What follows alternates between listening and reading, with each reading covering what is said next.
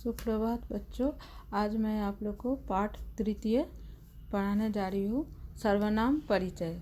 सबसे पहले तो ये पता करना है कि सर्वनाम है क्या। सर्वनाम हम किसे कहते हैं? सर्वनाम उसे कहते हैं संज्ञा के बदले में आने वाले शब्द को हम सर्वनाम कहते हैं।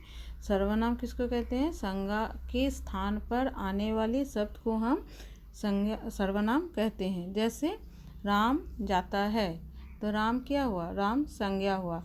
इसके स्थान पर हम अगर सर्वनाम यूज़ करेंगे तो कैसे यूज़ करेंगे? वह जाता है, तो राम के स्थान पर हम वह प्रयोग किए, तो वह हमारा सर्वनाम हो गया और राम हो गया संज्ञा। यानी संज्ञा के स्थान पर जब शब्द आया वो हो गया सर्वनाम। अब नीचे पुरुष 3 होता है। पुरुष, प्रथम पुरुष, मध्यम पुरुष और उत्तम पुरुष। प्रथम पुरुष जिसके बारे में कुछ कहा जाए, बोला जाए, उसको हम लोग प्रथम पुरुष कहते हैं। मध्यम पुरुष सुनने वाले को मध्यम पुरुष कहते हैं और उत्तम पुरुष बोलने वाले को। ये सर्वनाम जो है, प्रथम पुरुष का जो सर्वनाम है वो केवल पुल्लिंग में है, स्त्रीलिंग और नपुंसकलिंग में नहीं है। इस पाठ में अभी पुल्लिंग हम पढ़ा रहे हैं। तो पुल्लिंग शब्द क्या हुआ? तत्। तत् एक शब्द हुआ। तत् मतलब होता है वह। तत् एक शब्द हुआ, तत् मतलब हुआ वह। जैसे हम लोग बालक का शब्द रूप पढ़ते हैं ना, बालका, बालको, बालका, बालकम, बालको, बालकन। तो ये प्रथमा द्वितीय, तो एक शब्द रूप में 8 विभक्ति होता है। तो यहाँ पर आपके पुस्तक में केवल 2 ही विभक्ति का दिया हुआ है, प्रथमा और द्वितीय का। हर तत् का हुआ शब्द रूप 2 विभक्ति में, एतत् का हुआ 2 शब्द रूप प्रथमा द्वितीय में, इदम का और किम का। तो सह मतलब हुआ ये एक वचन में हुआ, तो ये दो ही वचन में हुआ, यानी 2 वस्तु का बोध हो रहा, ये 2, और बहुवचन अनेक, ते मतलब ये सब। उसी तरह ताम, तो, तान, उसको, उन दोनों को, उन सब को। तो उसको, इसमें देखिए द्वितीय विभक्ति कैसे समझे? इसमें को चिन्ह है। हम लोग जानते हैं कि प्रथमा विभक्ति का चिन्ह होता है ने, द्वितीय विभक्ति का चिन्ह होता है को। तो इसमें उसको, उन दोनों को, उन सब को, एतत् यह, ये सब, ये 2 और ये सब, ऐसा, एतो और एते। इसका रूप इस तरह चलता है। एतत् का रूप चलता है शब्द रूप प्रथमा में ऐसा, एतो, एते, और द्वितीय विभक्ति में कैसे चलेगा? एतम, एतो, एतान, तीनों वचन में दिया हुआ है। इसको, इन दोनों को और इन सब को।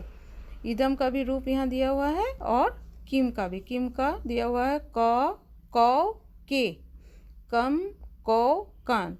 यानी देखिए द्वितीय में को सब में हो गया, चिन्ह लगा हुआ है इसमें, किसको, किन दोनों को, किन सब को। अब है ये स्त्रीलिंग, ये तो पुल्लिंग हुआ। और स्त्रीलिंग सर्वनाम, स्त्रीलिंग सर्वनाम अलग हो जाता है। तत् का वहाँ पुल्लिंग में हम तत् का क्या पढ़े थे? स, और स्त्रीलिंग में तत् का क्या हो जाएगा? सा।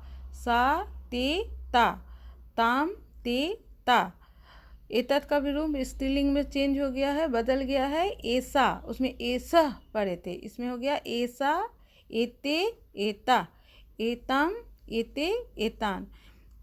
अब है नपुंसकलिंग। नपुंसकलिंग इसी का सर्वनाम है। नपुंसकलिंग में भी तत् का अलग हो जाएगा। फिर तत्, ते, तानी, तत्, ते, तानी। इसका मीनिंग हो गया वह, ये 2, ये सब, उन दोनों को, उन 2 को, उसको, उन 2 को और उन सब को। तो ये नपुंसकलिंग में हुआ। तो केवल 2 ही विभक्ति का इसमें रूप डाला हुआ है, सबका नहीं। तृतीया, चतुर्थी, पंचमी इसका भी होता है, लेकिन अभी आप लोग को इसमें इस चैप्टर में नहीं पढ़ना है, केवल 2 ही विभक्ति पढ़ना है, प्रथमा विभक्ति और द्वितीय विभक्ति। मध्यम पुरुष में क्या है? सुनने वाले को हम मध्यम पुरुष बोलते हैं। मध्यम पुरुष में तीनों लिंग में सेम चलता है, इसमें अलग अलग नहीं होता है। मध्यम पुरुष में तीनों सेम होता है, अलग अलग नहीं चलता। त्वम, तुम, युवम, तुम दोनों, यूयम, तुम सब। ये प्रथमा विभक्ति का हुआ। फिर द्वितीय विभक्ति का हो जाएगा त्वाम, युवाम और युष्मान, यानी तुमको, तुम 2 को, तुम सबको। तो इसमें स्त्रीलिंग पुल्लिंग नपुंसकलिंग में सेम चलेगा, इसमें कोई अलग नहीं है। उत्तम पुरुष बोलने वाले को या कहने वाले को हम उत्तम पुरुष बोलते हैं। उत्तम पुरुष में भी इसमें चेंज नहीं है, स्त्रीलिंग में भी जो यूज़ करेंगे, पुल्लिंग में भी और नपुंसकलिंग में, तीनों में यही यूज़ करेंगे। अहम, अवम, वेयम, यानी मैं, हम दो, हम सब। और इसका द्वितीय विभक्ति में हो जाता है माम, अवम और अस्मान, मुझको, हम दो को, हम सबको।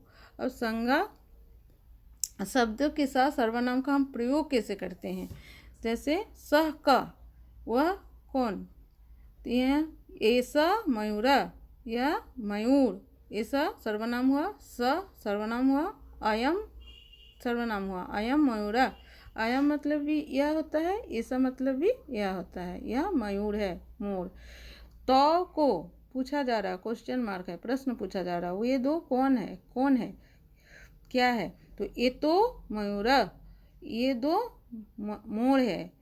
इमो मयूरो, ये दो मयूर है। तो इसमें भी देखिए आप लोग, ये तो और इमो, इसका मतलब दोनों का सेम है, यह, ये दो, ये दो। ते के, वे सब क्या है, तो एते मयूरा, ये सब मोर है। इमे मयूरा, ये सब मोर है। ये संज्ञा के पुल्लिंग शब्द हुआ। अब स्त्रीलिंग, स्त्रीलिंग में इसका चेंज हो जाएगा। स्त्रीलिंग में क्या है, सा का, व का, हम लोग पुल्लिंग में पढ़े थे सह, और इसमें हो गया स्त्रीलिंग है, इसीलिए सा हो गया। क्यों हुआ, क्योंकि यह लता है, लता स्त्रीलिंग शब्द है। तो जिसमें आ की मात्रा लगता है वो स्त्रीलिंग शब्द होता है, जिसमें विसर्ग की मात्रा लगता है वो पुल्लिंग होता है, जिसमें म लगता है लास्ट में उसमें नपुंसकलिंग होता है। तो सा क्या, वो क्या, तो ऐसा लता, ये लता है, ये स्त्रीलिंग है, इसीलिए ऐसा हुआ, सा हुआ। एम लता, ये लता है। ते के, ये दो क्या, वे दो क्या है, एते लते, ये दो लता है। इमे लते, ये दो लता है। ताह का, ये सब क्या है, तो एता लता, ये सब लता है, बहुवचन में हो गया।